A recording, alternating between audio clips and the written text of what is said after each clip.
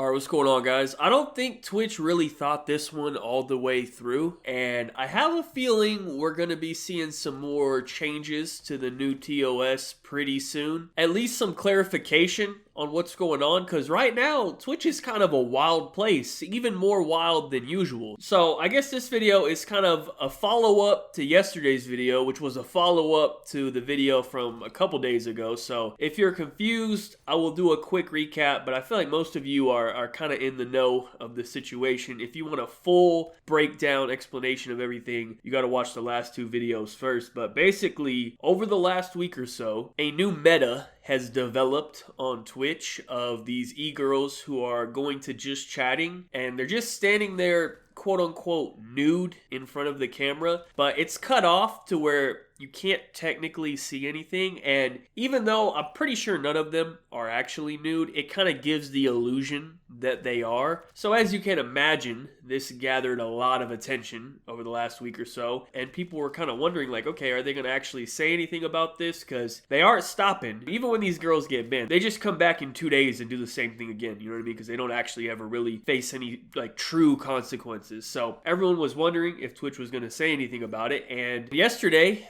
they actually did address the issue, and it turns out, I guess to no one's surprise, Twitch is completely in support of this type of behavior on their platform. So much so that they redid the entire terms of service to not only enable these types of streams, but also enabling some other very interesting types of streams as well. And apparently all of this new content falls under what they are calling artistic nudity. Do we have an actual definition of what that means? No. I guess it's up to interpretation, and I am here to let you know it is definitely being interpreted in some very interesting ways. So yesterday, after these new rules went live, there was a lot of very unique streams going on the platform. I can't show any of these images on the screen. Even if I try to censor them, I still think it's too much to put on YouTube because YouTube is way more strict. That's how bad some of these are. I will say I did post a bunch of them on my Twitter. So after the video, or even right now, if you want to pause, you can go look, check out some of these screenshots, and you can come back and you will see that I am not exaggerating with what I am talking about. This stuff is actually crazy. So let me just kind of go through and describe a few of these things that I was seeing, right? First of all, we have the VTubers. I mean, that's already kind of a weird group to begin with, but they wasted no time. So you know how usually they have like their little anime character or whatever, right? Well, now they have their brand new character that is fully nude, you know, everything showing. And then they were showing like anime and like, well, I guess technically like hentai images up on the screen. Basically, it was just straight up porn. There's no other way to describe it. It was just very blatant, and there was quite a few of those streams going on. There probably still is as of me making this video. Then of course, we have the just chatting e-girls, the ones that this change was actually made for. There was an abundance of those. They were doing the, you know, the cut-off camera nude streams, right? Compared to the other stuff that I was seeing, I actually think these are pretty tame. Like, okay, like that's cool compared to the other stuff that's going on. So next we have the art category. This is where the real weirdos are. Okay, listen, I can't even try to put this in like a nice way. Like, there was just some absolute weird stuff going on here, okay? As you can imagine, a lot of hentai and anime was being drawn. Literally whatever you're picturing in your head right now, yes, it was that weird, and it was probably even worse than you can imagine. I think the worst one, the one that really caught my eye, okay, was this furry. He was like a wolf. There was many furries, but this one really stood out. He was like this wolf guy, and I mean, just off me saying that, you can already imagine what was going on. But he was drawing like a wolf furry thing on the screen. I don't know if it was supposed to be like a representation of himself or something. I don't really know. But there was a wolf furry on the screen with a giant dick and balls. Like, I'm not gonna lie, it was a good drawing, okay? Respect to the artist. Like, you obviously have some talent.